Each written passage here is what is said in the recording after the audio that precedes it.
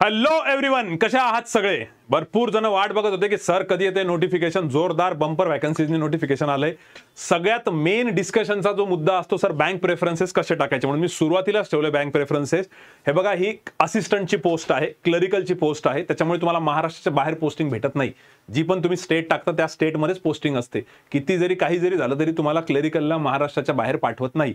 त्यामुळे तुम्ही हा विचार नका करू की बँक ऑफ बरोडाचा हेडक्वार्टर तिकडे असणारे गुजरातला, मग आम्हाला गुजरातला पाठवतील का? बिलकुल नाही. ठीक आहे, क्लरिकलची एक्झाम आहे, रिक्रूट इंटरव्ह्यू नसतो आणि तुम्हाला महाराष्ट्रातच पोस्टिंग भेटते. मग जर महाराष्ट्रातच पोस्टिंग भेटणार आहे तर एकदम कॉमन सेन्स आहे की तुम्हाला जी बँक बेटर वाटते, जी बँक भारी आहे, जी पेरेंट बँक आहे, ज्यांचं कल्चर चांगलं आहे, त्या बँका वरती ठेवायच्या आणि ज्या थोड्या कमी तुम्हाला बँका अशा वाटत आहेत त्या बँका थोड्या खाली टाकायच्या. जसं कॉलेजच्या वेळेस आपण चांगलं कॉलेज वरती टाकायचो, जर का काही कॉलेजचा फॉर्म भरतोय तर त्या टाईपमध्ये करायचं असतं. ठीक आहे, जर तुमचं असं म्हणणं असेल की नाही नाही सर मला घराच्या जवळच पोस्टिंग पाहिजे, तर त्याची गॅरंटी तर थोडीशी मुश्किलच आहे. मग ती बँक ऑफ बरोदा असो का कुठली असो, त्यातल्या त्यात बँक ऑफ महाराष्ट्राला कधी कधी असं म्हटलं जातं की त्या ठिकाणी जवळपास घराजवळ पोस्टिंग भेटते, पण गॅरंटी कुठल्याच याची नाहीये. ठीक आहे, मे बी बँक ऑफ महाराष्ट्रासाठी काही मुलं संभाजीनगरचे असतील तर त्यांना सोलापूर कोल्हापूर भेटतं, सोलापूर कोल्हापूरवाल्यांना संभाजीनगर भेटतं. त्यामुळे मला असं वाटतं की तुम्ही हे इक्वेशनच पहिले बाहेर काढा की घराजवळ पोस्टिंग वालं. ठीक आहे, त्याची कसलीच गॅरंटी नसते. असंही होतं की बाबा 50 स्टुडंटपैकी 40 स्टुडंटला घराच्या 200-300 किलोमीटर पर्यंत भेटले आणि बाकीच्या डायरेक्ट 800-900-700 किलोमीटर दूर दूर फेकलं. ठीक आहे, 800-900 जास्त आलं, थोडंसं कमी. ठीक आहे, सो मुद्दा क्लिअर आहे. तर माझं साठी जर तुम्ही पर्सनली विचारत असाल, जे की खूप जण कॉल करून विचारता की सर आम्ही काय टाकू बँक प्रेफरन्स, तर माझं नेहमी असं म्हणणं राहील की जी बँक चांगली आहे तुम्ही त्याचा विचार करा. मे बी 3-4-5 वर्ष तुम्ही घरापासून खूप दूर राहिल्यानंतर, थोडीफार तिथे ओळख झाल्यानंतर मे बी घराजवळ येण्याचे चान्सेस राहू शकता, पण पुढे जाऊन रिग्रेट होतो मुलांना की यार मी बँकेचा विचार करायला पाहिजे होतं, मी युको बँक घेण्यापेक्षा बँक ऑफ बरोदा घेतली असती तर माझी ग्रोथ चांगली झाली असती. ठीक आहे, त्यामुळे क्लासकडनं आमचं सजेशन तुम्हाला असं राहील की तुम्ही हे प्रेफरन्सेस टाकावे. Bank of Baroda, Punjab national bank, Canara bank, union bank of India, हे 4 बँका खूप जबरदस्त आहे. यांच्यामध्ये शक्यतो तुम्ही टॉपला या 4च ठेवा अशी आमची रिक्वेस्ट राहील. आमची रिक्वेस्ट आहे, आमचं सजेशन आहे, बाकी डिसिजन तुमचं राहील. जेही जुने स्टुडंट आहे त्यांना पण आपण असं सजेस्ट केलेलं आहे. मग त्यानंतर बँक ऑफ महाराष्ट्र वगैरे वगैरे येऊ शकतात. सर पण याच्यामध्ये मुलं काही गडबड करता का? हो करता. आता बँक ऑफ महाराष्ट्राच्या भरपूर जास्त वॅकन्सी आहे, त्यामुळे मुलांना असं वाटतं ही बँक पहिले टाकायची. ज्या बँकेच्या जास्त वॅकन्सी ती बँक वरती टाकण्याचा मूर्खपणा करू नका. भरपूर इंटरनेट कॅफेवरती वगैरे लोक सांगतात असं की ज्याच्या वॅकन्सीज असते ते वरती टाका, असं काही नसतं म्हणा. सर पण बऱ्याच वॅकन्सीज तर रिपोर्टच नाही केलेल्या बऱ्याच बँकांनी. आता इथं बघितलं तर बँक ऑफ बरोदाच्या 146 वॅकन्सीज आहे, बँक ऑफ महाराष्ट्राच्या 300 आहे, टोटल 1117 वॅकन्सीज आहे. पण सर मग काही बँकांनी रिपोर्टच नाही केलेलं इंडियन बँकनी, मग ही टाकायचीच नाही का? ऑफकोर्स टाकायची. तुम्ही पाहिजे त्या सिक्वेन्समध्ये टाकू शकता, आपण जो सिक्वेन्स दिला तो बघा. पण सर त्यांनी रिपोर्टच नाही केलं ना, तर ते नॉट रिपोर्टेड आहे ना, तर काही प्रॉब्लेम नाही आहे. ज्यावेळेस सिलेक्शन होतं तोपर्यंत किंवा रिझल्टच्या अगोदरपर्यंत जर बँकेने परत रिपोर्ट केलं की आम्हाला 200 स्टुडंट्स अजून पाहिजे, तर त्यावेळेस ते ॲड होऊनच जातात. आणि असं बऱ्याच वेळेस झालेलं, 10 पैकी 9 वर्ष असं झालेलंच आहे की वॅकन्सी जरी तुम्हाला 1117 दिसत आहेत तर मे बी फायनल सिलेक्शनपर्यंत 1400-1500 लोक पण सिलेक्ट होतात, मे बी. ठीक आहे, त्यापेक्षा कधी जास्तही होतात, त्यापेक्षा थोडेसे कमी होतात, पण एवढे आहेत तेवढे तर होऊनच जातात.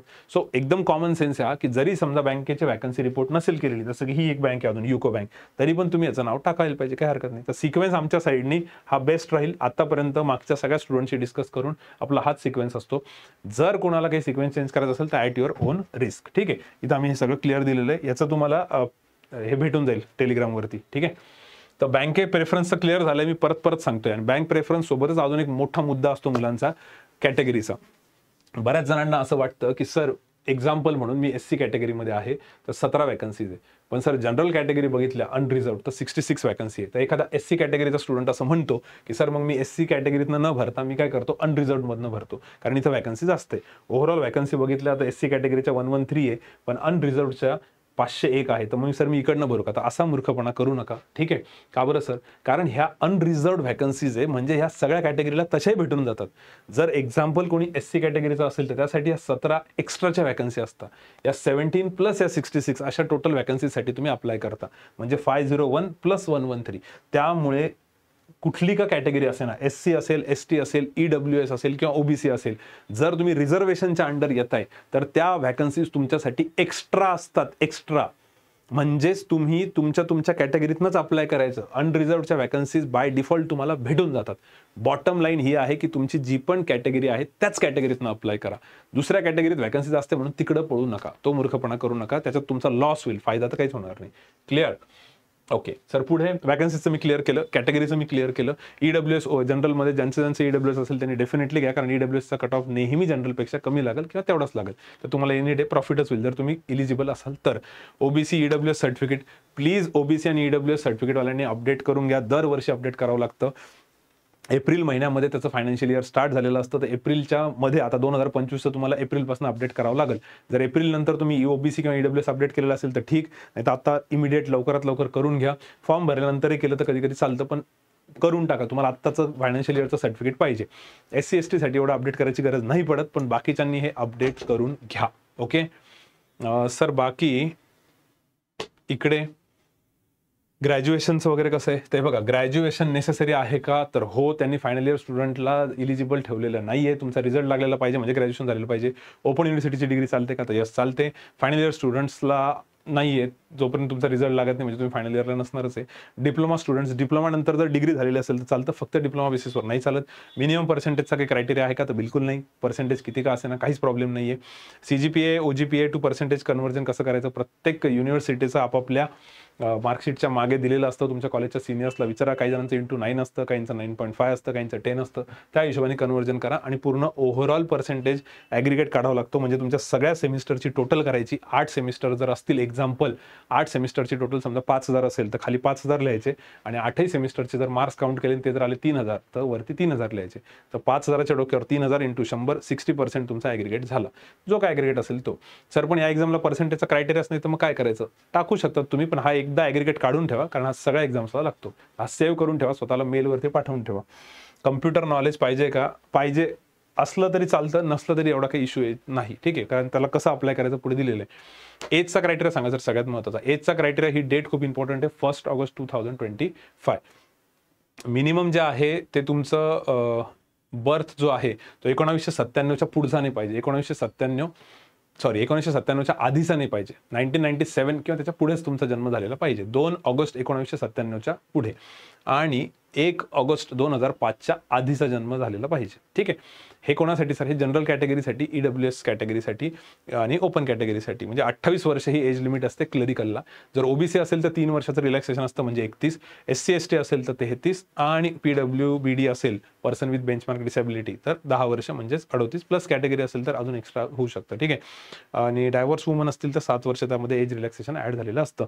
सर आम्ही त्या क्रायटेरियात बसतो की नाही, आम्हाला आमचं एजच कळत नाही, आम्ही एकदम बाउंड्रीवरती आलेलो आहे आमच्या कॅटेगरीनुसार, तर तुम्ही फॉर्म भरायला चालू करा, तुमची डेट ऑफ बर्थ टाका, तिथे सांगून जातात ते की तुम्ही इलिजिबल आहात की नाही. सगळ्यात सोपं. ठीक आहे, पुढे सर फी स्ट्रक्चर कसं आहे. जनरल कॅटेगरी OBC कॅटेगरीसाठी EWS साठी 850 रुपये फीस आहे. SC ST PWD साठी, फिजिकली चॅलेंज स्टुडंटसाठी 175 रुपये फीस आहे. UPI कार्ड पेमेंट करावं का सर, हा पॉईंट प्लीज हात जोडून सगळ्यांना सांगा. मी काय सांगतो इथे, किंवा तुम्ही नका सांगू, तुम्ही फक्त फॉरवर्ड करा, नीट ऐका. UPI पेमेंट शक्यतो अवॉइड करा, कार्ड पेमेंट करा. कार्ड पेमेंट केल्यानंतर बऱ्याच वेळेस कधी कधी जर पेमेंट गडबड झाली तर तुम्हाला रिफंड होऊन जातात. UPIला रिफंडचा बराच प्रॉब्लेम येतो. तर जर पेमेंट तुम्ही केलं आणि पुढे काही गडबड झाली तिथे, तर डबल पेमेंट केल्यानंतर पहिलं पेमेंट परत रिफंड होऊन जातं, 3-4 दिवस लागतात त्याला. तर बस UPI पेमेंट शक्यतो अवॉइड करा. बरेच जण फोनपे गुगल पेच करतात. ते म्हणतील सर आम्ही आजपर्यंत 10 फॉर्म भरले, कधीच प्रॉब्लेम नाही आला. पण प्रॉब्लेम येण्याची वाट नका बघू. दरवेळेस खूप मुलांचे कॉल येतात ओम सरांना, मला तर त्याच्यासाठी कोणी कॉल नाही करते, चांगली गोष्ट आहे. पण बाकीच्यांनी पण काही फॉर्म रिलेटेड डाऊट असला नंतर ओम सरांना विचारा. पण ह्या व्हिडिओमध्ये काही डाऊट, व्हिडिओच्या व्यतिरिक्त डाऊट असला तरच विचारा, अदरवाईज मी सगळं याच्यात कव्हर केलेलंच आहे. ठीक आहे, तर कार्ड पेमेंट UPI पेमेंट कळालं सगळ्यांना, शक्यतो कार्ड पेमेंटच करा. सर पण पेमेंट करताना पण काही काळजी घ्यायची. तर तुमचा फॉर्म भरलेला असतो, पेमेंटची स्टेप आली की लॉग आउट करायचं, परत फ्रेश लॉग इन करून नवीन विंडो ओपन करायची आणि होईल तेवढ्या पटापटा सगळी प्रोसेस करायची. बरेच जण पेमेंटवरती जाता, क्लिक करता, मग कार्ड शोधता, मग ते कार्ड शोधल्यावर त्याचे पॅन नंबर्स टाका, ते ग्रिड्स टाका, त्याच्यात इतका वेळ जातो, तो OTP येत नाही, दुसऱ्याकडे असतो. या सगळ्या प्रोसेसमध्ये डिले होतो. मग कधी सर्व्हरचा प्रॉब्लेम असतो, नेटवर्कचा प्रॉब्लेम असतो, मग त्यामध्ये गडबड होऊन जाते. त्यामुळे पेमेंट करताना नेहमी थोडंसं फास्ट करायचं, सगळं रेडी करून ठेवायचं आणि इंटरनेट स्पीड वगैरे चांगली का तेवढं बघायचं. बऱ्याच जणांना ते चालू असताना मोबाईलमध्ये फोन वगैरे येऊन जातो, ह्या सगळ्यांची गडबड होऊन जाते आणि मग ते पेमेंट परत करावं लागतं. तरी मी तुम्हाला लास्ट परत एकदा सांगतोय, जर कोणी मला फोन केला याच्याशी रिलेटेड किंवा ओम सरांना किंवा कोणाला पण, तुम्हाला फोनवर हेच ऐकायला भेटेल की व्हिडिओ बघा, व्हिडिओमध्ये सोल्युशन आहे. तर सोल्युशन काय परत सांगतो. जर तुम्ही म्हटले की सर मी पेमेंट केलं पण मला मेसेजच नाही आला आणि मला मेलच नाही आला, तर सक्सेसफुलचा, तर परत लॉग इन करायचं डिटेल्स टाकायच्या. जर तिथे लिहून आलं की तुमचा फॉर्म सक्सेसफुली भरलेला आहे तर परत पेमेंट करायची गरज नाही. जर तुम्ही लॉग इन केल्यानंतर तिथे लिहून आलं की तुमचं पेमेंट झालेलं नाही आहे, पेमेंट परत करा, आणि तुम्ही म्हणता की अरे मी तर ऑलरेडी पेमेंट केलं, माझ्या बँकेतून पैसे गेले, तरी परत पेमेंट करायचं, पहिलं पेमेंट रिफंड होऊन जातं. ठीक आहे. जर ते म्हणत असतील की इथं पेमेंट करायची गरज आहे तर करून टाकायचं. आणि ही सगळी जाग मुलांना शेवटच्या दिवशी येते ज्यावेळेस सगळी डेट निघून गेलेली असते. बाय द वे 21 तारीख वाटते याची लास्ट, 21 एक आहे, 21 ऑगस्ट. ठीक आहे. तर एकदम शेवटी पेमेंट करू नका, खूप गडबडी होतात. बऱ्याच वेळेस डेट एक्सटेंड होते, पण कधी कधी डेट एक्सटेंड होत नाही. त्यामुळे होईल तेवढं लवकर करा. 15 ऑगस्टच्या आसपास सगळे फॉर्म भरलेला पाहिजे तुमचा. आणि सगळा व्हिडिओ पहिले बघायला लावा. नवीन मुलांनी तर स्पेशली बघा, खूप इश्यूज येतात मुलांना. ठीक आहे. सर पॅटर्न काय? प्रीचा पॅटर्न रेग्युलर आपला टिपिकल पॅटर्न आहे बँक एक्झामचा. ठीक आहे. मेन्समध्ये थोडेसे चेंजेस केलेत त्यांनी, पण त्याचा सध्या तुम्हाला लोड घ्यायची गरज नाही, कारण आपला स्टडी प्लॅन, विकली टॉक, त्यात सगळी चर्चा होईल. इंटरव्ह्यू तर काही नसतो त्याला. ठीक आहे. त्याचं काही टेन्शन नाही. सर याच्यामध्ये फॉर्म भरताना शेवटी असं विचारतात की 3 बॉक्सेस येतात. तर पहिला बॉक्स टिक करून टाकायचा आय अग्रीवाला, की हो मला हे सगळं मान्य आहे, जेवढे पण डिटेल्स मी टाकले ते सगळं बरोबर आहे. आणि मग त्यानंतर दुसरं एक असतं किंवा मी कन्फर्म करतो माझं नाव वगैरे सगळं व्यवस्थित आहे. आणि तिसरं की मी there is a change in my name. तिसरं याच्यात असतं की माझ्या नावात चेंजेस आहे. काही जणांच्या वडिलांच्या नावामध्ये इकडे तिकडे स्पेलिंगमध्ये मिस्टेक असते. मग पण आता तुमच्याकडे तेच सर्टिफिकेट आहेत, तर तुम्ही फर्स्ट आणि थर्ड टिक करू शकता जर नावात चेंज असेल तर. नावात चेंज नसेल तर फर्स्ट आणि सेकंड करू शकता. ठीक आहे. बाकी कोड बीड तर तुमचा रेग्युलर जसा आहे तसा. सर याच्यात नवीन काय यावर्षी फॉर्ममध्ये? नवीन हे आहे की तुम्हाला 2 एक्झाम सेंटर टाकण्याचं त्यांनी ऑप्शन दिलेलं आहे. तर 2 एक्झाम सेंटर टाकण्याचं ऑप्शन दिल्यामुळे दुसरं एक्झाम सेंटर जे ते पहिल्याच्या होईल तेवढं जवळ ठेवा. किंवा IBPS POचा तुम्ही फॉर्म भरलेला असेल, IBPS PO आणि IBPS क्लर्कच्या दोन्ही एक्झाम जवळजवळ येण्याचे चान्सेस आहेत. एका दिवसाचा गॅप असू शकतो IBPS PO आणि IBPS क्लर्कला. त्याच्यामुळे हे दोन्ही एक्झाम सेंटर शक्यतो जवळ ठेवा. एक एक्झाम सेंटर तुम्ही मुंबई टाकताय, दुसरं एक्झाम सेंटर तुम्ही कोल्हापूर टाकताय तर गडबड होईल. जसं की संभाजीनगर आणि जालना टाकताय किंवा संभाजीनगर, जे पण जवळ टाकता येईल तेवढं जवळ टाका, कारण की IBPS POचा आणि IBPS क्लर्कच्या दोन्ही मेन्स बॅक टू बॅक येऊ शकता. मग त्यावेळेस हे एक्झाम सेंटर जवळ असलेले बेटर राहतील. ठीक आहे. हे तुमचं डिसिजन राहील. आता याच्यात जर तुम्ही म्हणत असाल की माझं पहिलं सेंटर IBPS POचं नाशिक आहे आणि मी कोल्हापूरची आहे, मी नागपूरची आहे, तर तुम्ही त्याच्यावर थोडंसं डोकं लावा. पण आमच्या साईडने सजेशन आहे की दोन्ही सेंटर जवळ ठेवण्याचा प्रयत्न करा. ओके. बाकी सर याच्यामध्ये अजून नवीन काय आहे ह्याच्यावरती मागच्या वेळेस खूप जणांनी डाऊट विचारला, एकदा हे परत ऐका. 10वीचा तुमचा मार्कशीट किंवा तुमची 10वीची सनद किंवा इक्विव्हॅलंट कुठलंही सर्टिफिकेट असेल ज्याच्यामध्ये कळते की तुम्हाला मराठी हा विषय होता, किंवा तुमचं बर्थ डेट असेल, त्यानंतर आईचं नाव असेल. आईचं नाव आणि बर्थ डेटसाठी मला नाही वाटत की इतकं डिटेल विचारतील ते, पण त्यात मराठीसाठीच मेजर असणार यांचं. तर तुमची मार्कशीट जरी अप्लाय केली किंवा तुम्ही सनद जरी अप्लाय केलं सर्टिफिकेट तरी चालतं, काही प्रॉब्लेम नाही. दोन्ही पण त्यांनी ऑप्शनमध्ये दिले, 2-3 भरपूर दिलेत त्यांनी, तर त्याचं टेन्शन घेऊ नका. त्याच्याबद्दल खूप जणांनी मागच्याच कॉल केले होते. दोन्हीही चालतं, टेन्शन घेऊ नका. सर डिजी लॉकरचा काय प्रकार असतो ते सांगा. काही जणांचे सर्टिफिकेट चांगले सेव्ह केलेले असतात डिजी लॉकरमध्ये, तर जर तुमचे सर्टिफिकेट तिकडे असतील, सेव्ह असतील, कधी हरवल्यानंतर तुम्हाला ते करायचं तर तुम्ही इथं येस करू शकता. त्याच्या डिटेल्स टाका, त्याचं काही टेन्शन नाही. तिथे डाउनलोड करून जरी अपलोड केलं तरी चालतं. पण मोस्टली सगळेजण, मेजॉरिटी मुलं त्याला नो करताय, तुमची इच्छा. डिजी लॉकरमध्ये जर तुम्ही हे सर्टिफिकेट ठेवलेले असतील तुमचे 10वीचे, पॅन कार्ड, आधार कार्ड सगळे सेफ, तर तुम्ही तिथे येस करू शकता आणि त्याचा सिक्युरिटी जे काय आहे ते फॉर्मॅलिटी करा. नो केलं तरी काही प्रॉब्लेम नाही आहे. डिजी लॉकरला नो केलं तरी प्रॉब्लेम नाही. ठीक आहे. ओके. बाकी थंब इम्प्रेशन वगैरे हे सगळं अपलोड करायचं तिथं आपलं दरवेळेसच आहे. सर हे कम्प्युटरचं तुम्ही म्हणणार होते काहीतरी नॉलेज. कम्प्युटर नॉलेजसाठी ते म्हणतात do you have a operating, तुम्हाला काही कम्प्युटरचं नॉलेज आहे का, तर यसच करा. शक्यतो नो करू नका. सर पण मला इकडे सर्टिफिकेट नाही आहे तरी यस करा, त्याच्यात ऑप्शन्स भरपूर आहे. तुम्हाला कम्प्युटरचं नॉलेज पाहिजेच ना जर तुम्ही बँकेत काम करणार आहे किंवा या गोष्टींसाठी.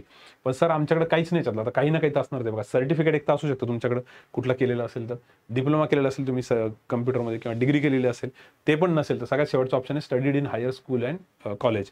पण सर आम्हाला शाळेमध्ये सब्जेक्ट नव्हता. सब्जेक्ट कुठे ना कुठेतरी थोडंसं कम्प्युटरचं नॉलेज असतं, तर तुम्ही ॲज अ सब्जेक्ट म्हणून इथे सिलेक्ट करू शकता. ठीक आहे. Computer as a subject, IT as a subject, काही ना काहीतरी क्लिक करायचं, नो नक करू फक्त एवढं. ठीक आहे. त्यानंतर सर हे नॉर्मल आहे तुमचं साईन, सिग्नेचर वगैरे, left hand thumb impression, hand written declaration वगैरे वगैरे. ठीक आहे. हे सगळं या साईजेसमध्ये पाहिजे. एकदा इंटरनेट कॅफेवरती किंवा फोटो स्टुडिओमध्ये जाऊन या साईजमध्ये तुमचा फोटो व्हाईट बॅकग्राऊंडला व्यवस्थित विदाऊट स्पेक्ट चांगला काढा.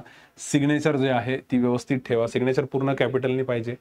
जी काय माझं नाव शुभम आहे तर पूर्ण SHUBHM कॅपिटलने पाहिजे सिग्नेचर तुमची. लेफ्ट हँड थंब इम्प्रेशन डाव्या हाताचा अंगठा. त्यानंतर hand written declaration. Hand written declaration काय असतं सर? हँड रिटन डिक्लेरेशन आपल्या टेलिग्राम चॅनलला तुम्हाला याचं भेटून जाईल. ठीक आहे. तशी त्याची नोटिफिकेशन आहेत. हँड रिटन डिक्लेरेशन आपल्याला लिहायचं असतं की हे जेवढं मी भरलेलं आहे तेवढं सगळं राईट आहे वगैरे वगैरे. तर ते पण एकदा बनवून घ्या. म्हणजे बघा फॉर्म भरण्याच्या आधी तुम्हाला सगळ्या गोष्टी तुमच्याकडे पाहिजे. तुमचा एक पासपोर्ट फोटोची JPG क्लिअर पाहिजे तुमच्याकडे. सिग्नेचर तुमची क्लिअर पाहिजे. हे सगळं मेलवरती स्वतःला सेंड करायचं. स्वतःचा passport photo, signature, left hand declaration, left hand thumb, hand written declaration, या सगळ्या गोष्टी, तुमचं 10वीचं सर्टिफिकेट स्कॅन बिन केलेलं, हे सगळं रेडी करा आणि मगच फॉर्म भरायला तयार व्हा. मुलं फॉर्म भरताना त्यांना हे आठवतं, मग फॉर्म अर्धवट सबमिट होतो, मग परत ते ID पासवर्ड, याच्यासाठी हे सगळे व्हिडिओ बनवलेले आहेत. ठीक आहे. कॅपिटल सिग्नेचर नाही पाहिजे, कॅपिटल डिक्लेरेशन नाही पाहिजे, डिक्लेरेशन जसं आहे तसं त्यांनी द्या असं म्हणता येते. डेट ऑफ बर्थ डिक्लेरेशनमध्ये नाही पाहिजे, SBIच्या वेळेस पाहिजे होती, मुलं तेच कधी कधी अपलोड करतात. बरं सर, एवढं सांगून जर आमचं काही चुकलं तर ते तुमची रिस्क आहे. एवढं सांगितल्यावर मुलं म्हणतात की सर आम्ही IBPSला कॉल केला, ते म्हणतात की नाही परत फॉर्म भरा. आता ऑफकोर्स ते परत म्हणणारच आहे ना फॉर्म भरा. तुम्ही जर डेट ऑफ बर्थ त्यात टाकली, ते म्हणताय नका टाकून, तरी टाकली तर ते म्हणतीलच परत फॉर्म भरा. ते थोडी ना म्हणणार की अरे आम्ही रूल बनवलेला आहे पण तुला असंच बनवलेलं आहे, काही टेन्शन घेऊ नका. आणि यासाठी मलाही नका कॉल करू. आता तुमचं डिसिजन राहील काय करायचं. मी तर तुम्हाला क्लिअर सांगतोय की असं फॉर्म भरण्या अगोदरच व्हिडिओ बघा आणि मग भरा. आणि फॉर्म भरताना पेमेंट करताना ते 4 वेळेस विचारतात सगळं कन्फर्म आहे का, एकदा बघून घ्या. तर ते बघून घ्या, त्याच्यानंतरच कन्फर्म करा. ठीक आहे. Save application form. भरपूर स्टुडंटचे एक्झाम्पल्स आहे ज्यांनी ॲप्लिकेशन फॉर्म सेव्ह नव्हता केलेला, मग नंतर कधी हॉल तिकीट येत नाही तर IBPS तुम्हाला ॲप्लिकेशन फॉर्म मागतं, तो नसला तुमच्याकडे गडबड होते, तर हा सगळा फॉर्म भरलेला असेल तर त्याला सेव्ह करा, त्याचा पुढे फायदा होतो. आणि सेंटर टाकताना नीट टाका. बरेच जणांनी महाराष्ट्राच्या ऐवजी मेघालय टाकलं होतं कधी कधी गडबडीमध्ये. असं मेघालय वगैरे टाकल्यानंतर मग सेंटर तिकडं लागतं मेन्सचं, तर अशी कधी कधी गडबड होते. पण ती याच्याला नसेल, IBPSला असेल कदाचित, एक क्लर्कचं असेल तर. ते SBIचं झालं होतं कोणाचं, एनिवे चला जाऊ दे, ते त्यात वेळ जाईल. ID card details sir, ID cards compulsory का, तुमचं पॅन कार्ड, आधार कार्ड, त्याच्यावरचं नाव वगैरे सगळं व्यवस्थित चेक करा, सगळं नीट पाहिजे, त्यात काहीच गडबड नाही पाहिजे. ओके. गडबड असेल तर सर अपडेट करायला टाकून द्या, तोपर्यंत येऊन जाईल. ठीक आहे. या सगळ्या गोष्टी ॲडमिशनच्या व्हिडिओमध्ये ॲडमिशन घेतल्यानंतर पहिल्याच लेक्चरला सांगितलेलं असतं की तुमचं आधार कार्ड, पॅन कार्ड करेक्ट करा. ज्यांनी अजूनही नसेल केलं प्लीज करेक्ट करा. सगळी माहिती जुन्या मुलांना असणार आहे. सगळ्यात मेन सर आता कॉमन डाऊट्स, त्याचं काय करायचं. आता हे मेजर डाऊट्स असतात मुलांचे की सर CGPI टू पर्सेंटेज कसं कन्वर्ट करायचं. तर मी तुम्हाला बोललो, तुमच्या मार्कशीटवर शेवटी दिलेलं असतं, ते व्यवस्थित करा. सिलेक्शन झाल्यानंतर तुम्हाला फक्त त्यांना दाखवावं लागतं की माझं इतकं पर्सेंटाईल आहे, इतकं CGPI होता, तो पर्सेंटेजमध्ये इतका येतोय, कसा आला काय आला ते प्रूव्ह करून दाखवावं लागतं. जे की तुमच्या मार्कशीटवर दिलेलं असतं की एवढं, समजा तुमचा 9 पॉईंटर आहे, त्याला इंटू 9 करा, तेवढे पर्सेंटेज कन्वर्ट होता. 9 × 9 81%. तसं तुमच्या मार्कशीटवरती तुमच्या ह्याच्यात काय दिलं तेवढं बघा. पण सगळ्या सेमिस्टरचं करावं लागतं. जेवढे 6 असतील 8 असतील खाली टोटल, वरती हे रिपेमेंट करता येतं का, परत पेमेंट करता येतं का. जर पहिलं पेमेंट फेल झालं असेल तर करता येतं, पण जर पहिलं पेमेंट करून पण मला सेंटर चेंज करायचे असतील तर परत दुसरं पेमेंट करून नवीन फॉर्म भरून तुम्ही करू शकता. ठीक आहे. सर मल्टिपल फॉर्म भरता येतं का, चांगले 10 फॉर्म भरता येतं, पण 10 वेळेस परत कोण पेमेंट करणार आहे. त्यामुळे पेमेंट करायच्या अगोदर सगळ्यांना विनंती की एकदा फॉर्म चेक करून घ्यायचा, कुठे काही गडबड आहे का. सगळं परफेक्ट असेल तरच पेमेंट करा. पेमेंट हवं तर 2 दिवस लेट करा, पण आधी फॉर्म व्यवस्थित भरून घ्या. OBC EWS सर्टिफिकेटचं मी आधी बोललो, फायनल इयरचं आधी बोललो. वर्क एक्सपिरियन्स टाकायची गरज नाही याच्यामध्ये, कारण इंटरव्ह्यूज नाही तर वर्क एक्सपिरियन्स टाकून करा काय. जरी तुमच्याकडे वर्क एक्सपिरियन्स असेल तरी नका टाकू. कम्प्युटर सर्टिफिकेट सर, त्याचंही मी बोललो. फोटो ID अपलोडिंग इश्यूज, त्याचं बोललो मी की फोटो खूप व्यवस्थित काढा, क्लॅरिटी ठेवा, सिग्नेचर व्यवस्थित ठेवा. बऱ्याच जणांना अपलोड करताना प्रॉब्लेम येऊन जातो. प्रिव्ह्यू सर 3 बॉक्सेस येतात शेवटी, त्याचं काय करायचं ते पण सांगितलं. प्री एक्झाम ट्रेनिंग ही SC ST फिजिकली हँडिकॅप स्टुडंटसाठी असते. जर तुम्हाला जायचं असलं तुम्ही येस करू शकता, नो केलं तरी चालतं. तसं डिजिलॉकरचं नो केलं तरी चालतं. मॅरेज नेम इश्यू, बऱ्याच मुलींचं लग्न झाल्यानंतर चुकून गडबडीत वडिलांचं नाव न टाकता हस्बंडचं नाव टाकता, तर फॉर्म भरताना वडिलांचंच नाव टाका, कारण वडिलांच्या नावानेच तुमचं 10वीच्या वेळेस वडिलांचंच नाव होतं ना, तर ते नाव मॅच झालं पाहिजे. पण सर मग आता एक्झामला जाताना तुमचं ID प्रूफ जे आहे ते पण वडिलांच्या नावाचंच घेऊन जा. हस्बंडच्या नावाचं जरी तुम्ही अपडेट केलेलं असेल तरी वडिलांच्या नावाचं जुनं आधार कार्ड असतं, तर ते जुनं आधार कार्ड घेऊन गेले तरी चालतं. नाही तर जुनं पासबुक असेल बँकेचं तेही चालतं, किंवा ड्रायव्हिंग लायसन्स असेल किंवा पॅन कार्ड असेल, काही ना काही वडिलांच्या नावाचं असतं ते घेऊन जा. नसेलच तर मग हस्बंडच्या नावाचं प्लस मॅरेज सर्टिफिकेट, जेवढ्या डॉक्युमेंट्स नेता येईल प्रूफमध्ये तेवढ्या घेऊन जायच्या एक्झामच्या वेळेस, जर काही गडबड झाली तर. डेट ऑफ पासिंग तुमची ग्रॅज्युएशनची जी आहे ती टाका, ती थोडीफार चुकली तरी एवढं मॅटर करत नाही. बँक प्रेफरन्सेस आपण सांगितलेले आहेत, त्याच्याबद्दल मी सगळं बोललो. नंबर ऑफ अटेम्प्ट्स काही मॅटर नाही एवढे करत, तरी जर तुम्ही मागच्या वेळेस एखादी मेन्स दिलेली असेल हीच IBPS क्लर्कची, तर मग हा सेकंड अटेम्प्ट असं मेन्शन करा. तिथं ते विचारता कोणत्या वर्षीची दिलेली आहे, मागच्या वर्षीची, त्याच्या मागच्या वर्षीची, तिथं मेन्शन केलेलं असतं. किंवा ती कोणती रिक्रुटमेंट होती क्लर्कची, जशी आता ही एखाद्यास मी एकदा एक्झॅक्ट बघितलं नाही कोणत्या नंबरची, 12, 13, 14, 15, ठीक आहे. तर मे बी 15, 16 नंबरची असेल तर तो नंबर सिलेक्ट करावा लागतो. पण हे नंबर ऑफ अटेम्प्टचं एवढं टेन्शन घेऊ नका, याच्यावर काही एवढं डिपेंडंट नसतं. डिजिलॉकरचं मी पण बोललो, डिजिलॉकरला तुम्ही नो केलं तरी चालतं, यस केलं तरी चालतं, त्याचं काळजी करू नका. ठीक आहे.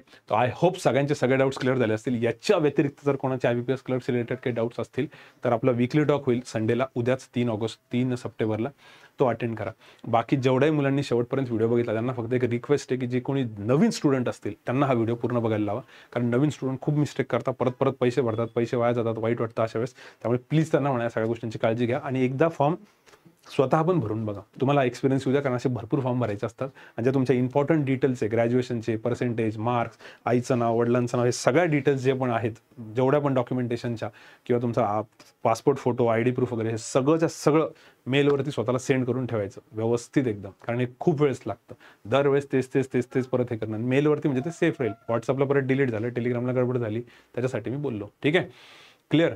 आणि जे SSCचे स्टुडंट्स आहेत त्यांनी ऑफलाईनला जर पॉसिबल असेल तर तुम्ही तिथे येऊन त्यांना डाऊट्स विचारू शकता फॉर्मशी रिलेटेड, जर कधी वाटलं तर. पण गरज नाही पडणार. आजकाल इंटरनेट कॅफेवरती पण सगळ्यांना माहिती असतं. पण कॅफेवाले फक्त बँक प्रेफरन्सेसमध्ये गडबडी करतात, कॅटेगरीमध्ये गडबडी करतात. त्या गडबडी करू नका. ठीक आहे. आणि ॲटलीस्ट मेलचं फिमेलचं मेल नका करू, ते पण गडबडी होतात बऱ्याच जणांकडनं. चला, शेवटपर्यंत व्हिडिओ बघितला, थँक्यू आणि बाय बाय, गुड डे. अजून काही डाऊट असेल तर विकली टॉकला भेटू आपण.